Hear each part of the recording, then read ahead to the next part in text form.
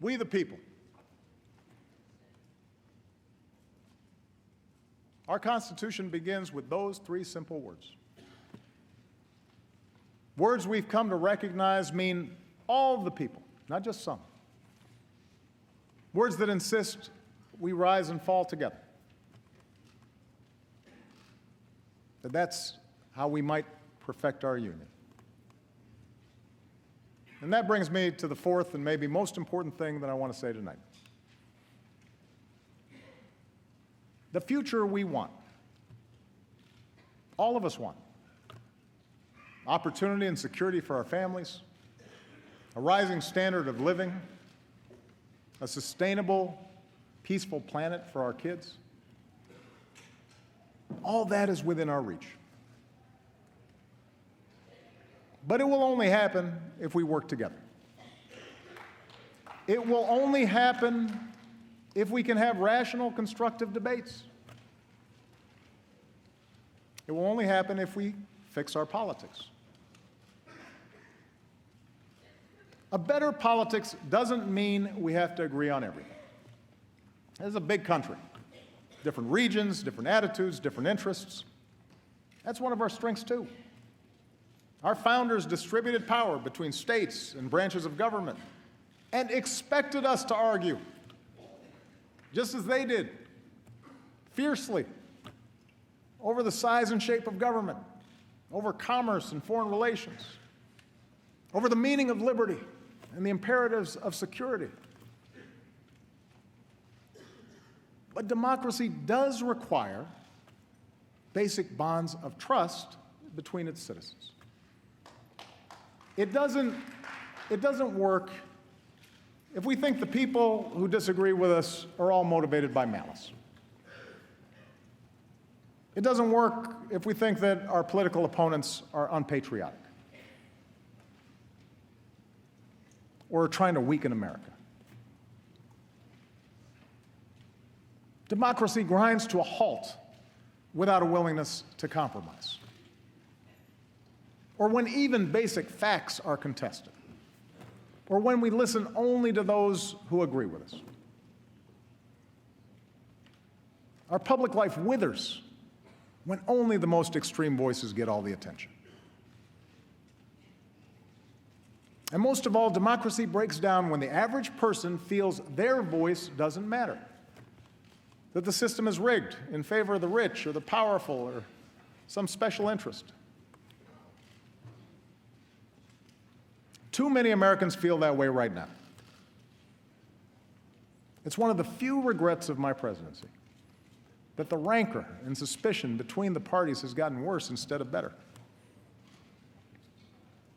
I have no doubt a president with the gifts of Lincoln or Roosevelt might have better bridged the divide. And I guarantee I'll keep trying to be better so long as I hold this office. But my fellow Americans, this cannot be my task or any president's alone. There are a whole lot of folks in this chamber, good people, who would like to see more cooperation, would like to see a more elevated debate in Washington, but feel trapped by the imperatives of getting elected, by the noise coming out of your base. I know, you've told me. It's the worst kept secret in Washington. And a lot of you aren't enjoying being trapped in that kind of rancor. But that means if we want a better politics, and I'm addressing the American people now, if we want a better politics, it's not enough just to change a congressman or change a senator or even change a president. We have to change the system to reflect our better selves. I think we've got to end the practice of drawing our congressional districts so that politicians can pick their voters and not the other way around. Let a bipartisan group do it.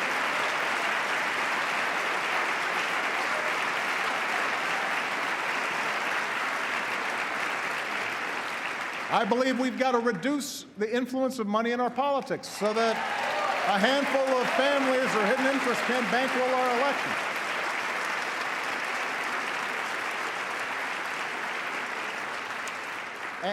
And if our existing approach to campaign finance reform can't pass muster in the courts, we need to work together to find a real solution, because it's a problem. And most of you don't like raising money. I know. I've done it. We've got to make it easier to vote, not harder. We need to modernize it for the way we live now.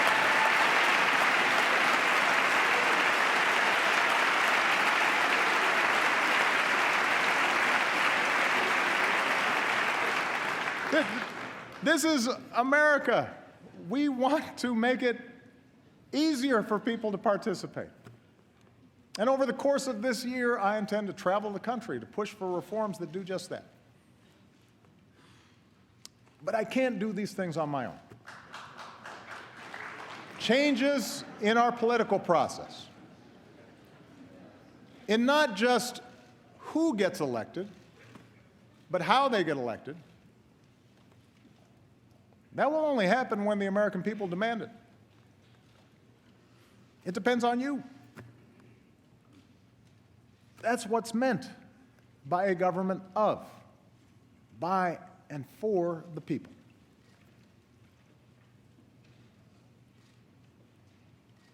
What I'm suggesting is hard. It's a lot easier to be cynical, to accept that change is not possible. And politics is hopeless.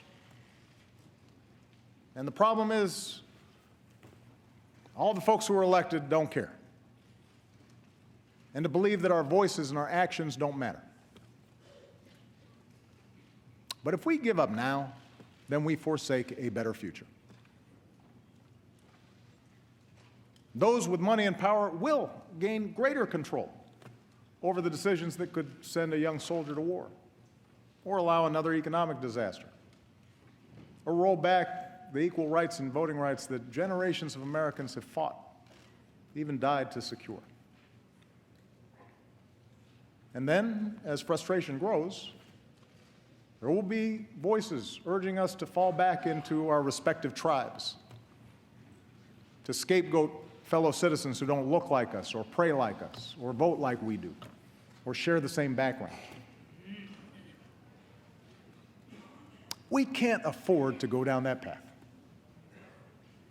It won't deliver the economy we want. It will not produce the security we want. But most of all, it contradicts everything that makes us the envy of the world.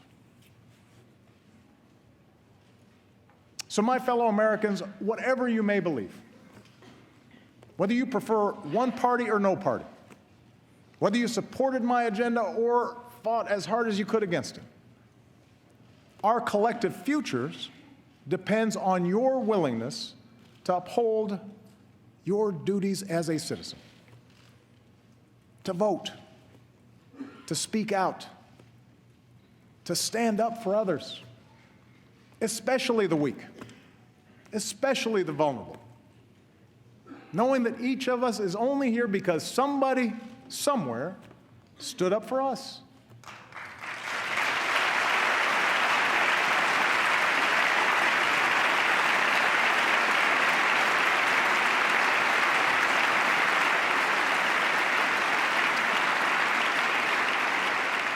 We need every American to stay active in our public life, and not just during election time, so that our public life reflects the goodness and the decency that I see in the American people every single day.